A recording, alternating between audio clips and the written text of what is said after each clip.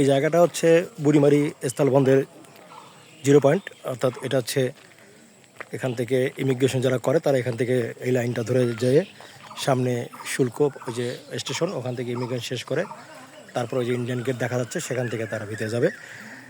যাদের পাসপোর্টের ভিসা আছে তারাই এই কাজটা করতে পারবে।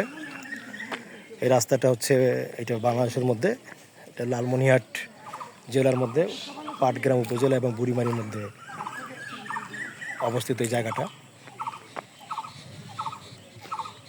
সামনে থেকে চলে আসলে এই রাস্তাটা ধরে বরাবর এটাকে নোমাস ল্যান্ড বলা হয়। এটা বাংলাদেশের মধ্যেই, এটা বা ইন্ডিয়ার মধ্যে নয়। এখান থেকে সামনে গেলে হাতের ডাইনে ইমিগ্রেশন, সেখান থেকে ইমিগ্রেশন শেষ করে ইমিগ্রেশন ওখানে সামনে শেষ করতে হয়। তারপরে এখান থেকে নোমাস ল্যান্ডের উপর দিয়ে হেঁটে আসতে হয়। হাতের ডাইনে এখানে শুল্ক, এখানে একটু চেক হওয়ার পরে ওইখানে একটা রাস্তা আছে, সেখান থেকে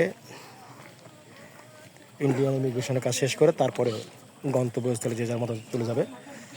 আর এটা হলো বাংলাদেশের অভ্যন্তরে অবস্থিত জায়গাটা। এটা হচ্ছে বুড়িমারির স্থলবন্দরের সর্বশেষ প্রান্ত, 0 পয়েন্ট, একেবারে শূন্য রেখা। এরপরে ভারতবর্ষের চ্যাংড়াবান্ধা এরিয়া শুরু। জায়গাটা হচ্ছে বুড়িমারি স্থলবন্দর বলা হয়। পাটগ্রাম উপজেলার মধ্যে এটা অবস্থিত এবং লালমনিরহাট জেলার মধ্যে এটা অবস্থিত। যে রোডটার উপরে দেখা যাচ্ছে রোডটা হচ্ছে নোমাস ল্যান্ড বলা হয়, অর্থাৎ শূন্য রেখার উপরে। অর্থাৎ সামনে বর্ডার চেকপোস্ট থেকে এবং এই ইমিগ্রেশন এই জায়গাটু সংরক্ষিত। এমনি দর্শনার্থী যারা এখানকার স্থানে তারা ঘুরতে আসতে পারে, কিন্তু যারা ভারতে যাবে তাদেরকে সামনে বুড়িমারি শুল্ক স্টেশনে কাস্টমসে তাদের কাজ জাহাজ শেষ করে তারপরে এখান থেকে এই জায়গাটা হাঁটে এসে এখানে শুল্ক স্টেশনে তাদের কাজ থাকে।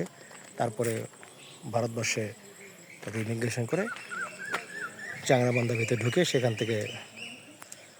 এখান থেকে নিউ জলপাইগুড়ি, এখান থেকে ধূপগুড়ি, ময়নাগুড়ি বিভিন্ন জায়গায় যাওয়া যায়। এই হলো বাংলাদেশের বুড়িমারি স্থলবন্দরের শেষ সীমানা।